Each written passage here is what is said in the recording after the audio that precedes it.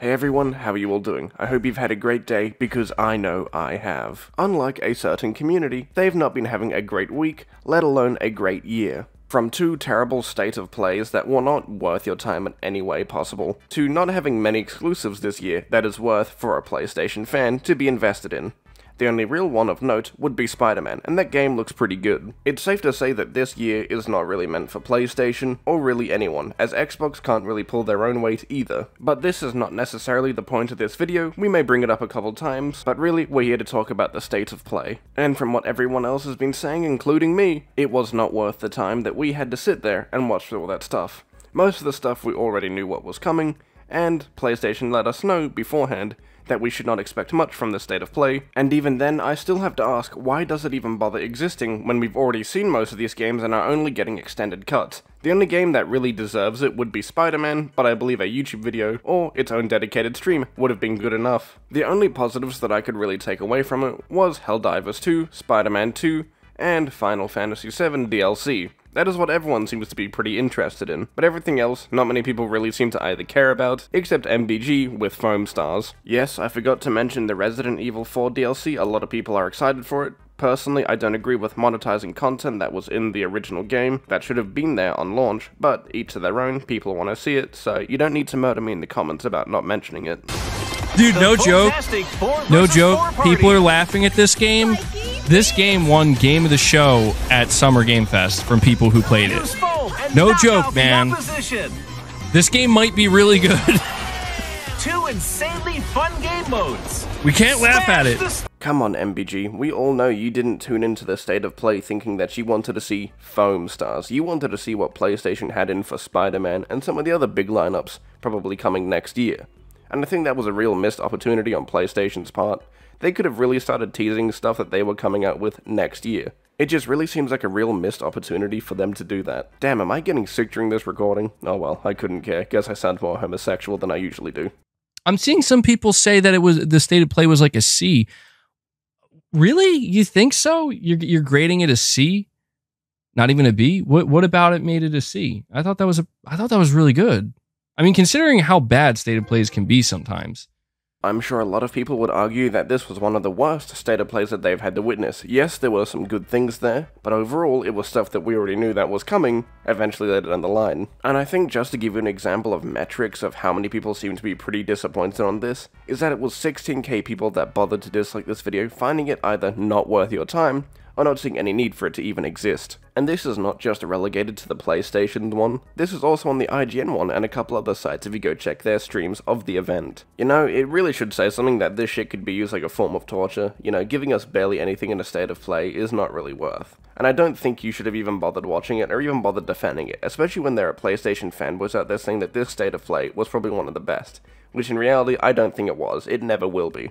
You know, I really could have spent those 30 minutes doing something else like getting banned in Frana for profanity, or, you know, just trading in Warframe. But each to their own. If you enjoyed it, I don't know, L opinion on your part. Honestly, that is all I have to say about the state of play. It does not need to be the song part, that's why I bothered to grab other salt. So let's go make fun of King Thrash again. PlayStation exclusive sold 5 million. Xbox multi-platform, quote, players 1 million. Didn't Fallout 4 sell 14 million at launch? How Bethesda lose 13 million buyers? Bro, eliminate Game Pass today. It not only cannibalizes your sales, but it also murders engagement. It's clear the plan has failed. And this is all because of the post here. Phil Spencer, the Xbox guy, said this: Starfield exceeded 1 million concurrent players across all platforms today. Congrats to Bethesda Studios. You know, I may not be a fan of Asmongold or reaction channels in general. You know, my self-awareness is through the roof because, you know, it's pretty hypocritical that I say that, as I'm pretty much that with extra steps. But I think we can all agree on one thing. Thrash is stupid. There is no way that you confused 1 million concurrent players with sales, with buyers. How did you not graduate science to now not graduating English? Did you not get into school? That would make sense. Don't get me wrong. English is incredibly hard. You know, I'm not a big fan of reading myself, but goddamn, at least I can tell the difference between concurrent players and buyers. What do you do with your life? How do you survive? I'm gonna say this again like I normally do. How do you have a right to vote? There is no way with your impeccable intelligence that you have a right to vote, that you have a right to think. I'm surprised you can even think. I'm surprised you even support Sony at this point. Do you even know what Sony is? With all the recent stuff that's happened with you, Thrash, I'm surprised that you were the most recognizable fanboy. I guarantee that you will become the stereotype fanboy, because you meet every criteria. And now this is not the end of him talking about Starfield, it only gets worse from here. Because he is so hung up on the game, that he is now looking at achievements to determine whether or not people are playing the game. Only 1% of you have reached level 50. You know, I wonder why that is. It's not like some of the people that you actually talk to on Twitter actually have a life. I know, shocking concept. Maybe some of them actually go outside and work a job. Maybe that's a possibility why some people don't have much time to play games. I don't know how this is a W in your mind, or whatever you think it is, but I think you're moronically stupid for believing that an achievement gives you any form of W. Only 1% of you Starfield fans have a crew larger than 9. I can't believe we've gotten to the point that we're now judging the percentage of an achievement on a so-called game. Don't get me wrong, I don't believe Starfield is a good game, and it's the only game that I've really wanted a refund from this year. But maybe I should reconsider that, because if it hurts you that I'm playing it, maybe I will suffer a little bit more just to watch you suffer. Because if it's gotten you to the point of using achievements for console wars, I don't think you're going to like the next thing I'm about to show you. Because Starfield, right now, is sitting in the top 4 most played games right now on Steam for concurrent players. Even though I may not have liked Starfield, a lot of other people seem to be enjoying it. And to me, that doesn't bother me in the slightest. As long as you're enjoying it, and you may not agree with me when it comes to my opinions on the game, oh well. But the one thing that we can all agree upon is that PlayStation fanboys don't like it when you enjoy a game that's from another competitor. Now, the final bit of salt I want to talk about today is the Elder Scrolls 6 salt. Microsoft paid $7.5 billion, so it's no big surprise it would prioritize its own console platform. Of course they would prioritize their own platform. Especially a game like that would sell their system pretty well. No matter what I think of Bethesda's craftsmanship, it is an Elder Scrolls game.